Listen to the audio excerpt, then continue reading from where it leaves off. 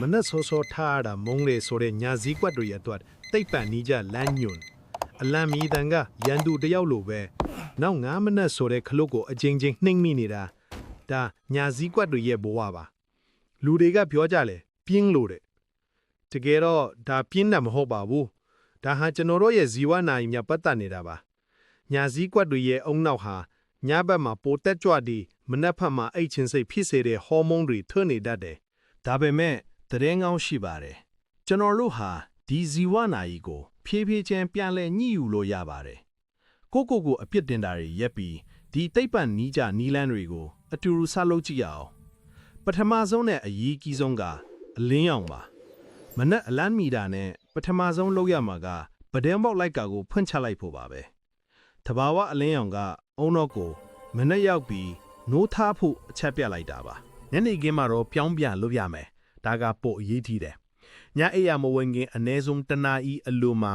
ဖုန်း TV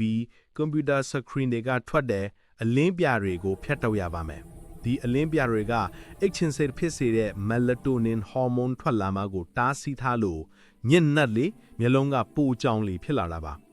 ပန်းနက်ကရာ15မိနစ်ရဲ့မောဆန်မှုပါညတိုင်းည2နာရီမှအိတ်တဲ့လူက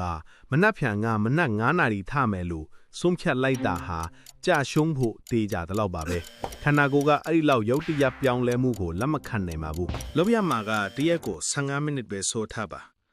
ဥပမာကိုကမနက်7နာရီအမြဲထနေကြဆိုရင်နောက်3ရက်လောက်ကို9နာရီ45ထားချပါအဆင်ပြေလာရင်9နာရီခွဲ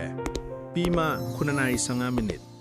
ဒီလိုဖြည်းဖြည်းချင်းရွှေ့သွားလာကခန္ဓာကိုယ်ကိုမတိမတာလေးလေ့ကျင့်ပေးရရောက်ပြီးလုံးဝမပင်ပန်းစေပါဘူးနံပါတ်3စနေတနင်္ဂနွေမှာတသမတ်တဲထိပါစေ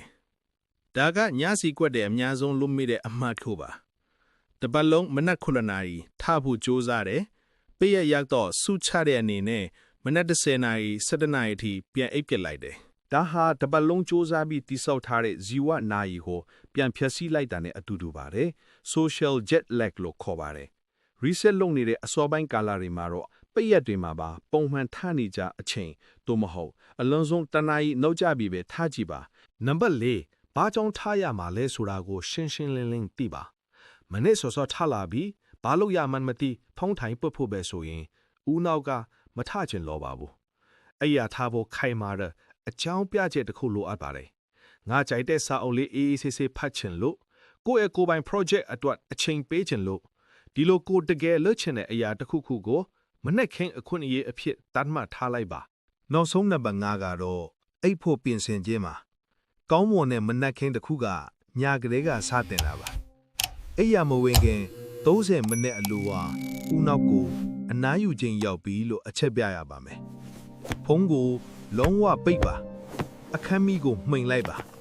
စာအုပ်ဤဘကိုဖတ်ပါဒါမှမဟုတ်တချင်းအေးအေးလေးနားထောင်ပါညာစည်းကွက်ထွက်နေတာကို့အပြုတ်မဟုတ်ပါဘူးဒါဟာဇီဝကံမှာပါဒါပေမဲ့ကျွန်တော်တို့ရဲ့နေထိုင်မှုပုံစံကိုပြောင်းလဲခြင်းတဲ့ဆိုရင်ဒီတိပ္ပန်နီးကြနီးလန်းတွေကကျွန်တော်တို့ရဲ့ဇီဝနာရီကိုပြန်လဲညှိယူဖို့အခွင့်အရေးပေးနိုင်ပါတယ်အဓိကတော့ချက်ကကိုမမုန်းပဲကိုခန္ဓာကိုယ်ကိုနားလည်မှုပေးပြီးဖြည်းဖြည်းချင်းပြောင်းလဲဖို့ပါပဲဒီညကစတဲ့ အလင်းရောင်နဲ့15မိနစ်နီးလန်းကိုစလုပ်ကြည့်ရအောင်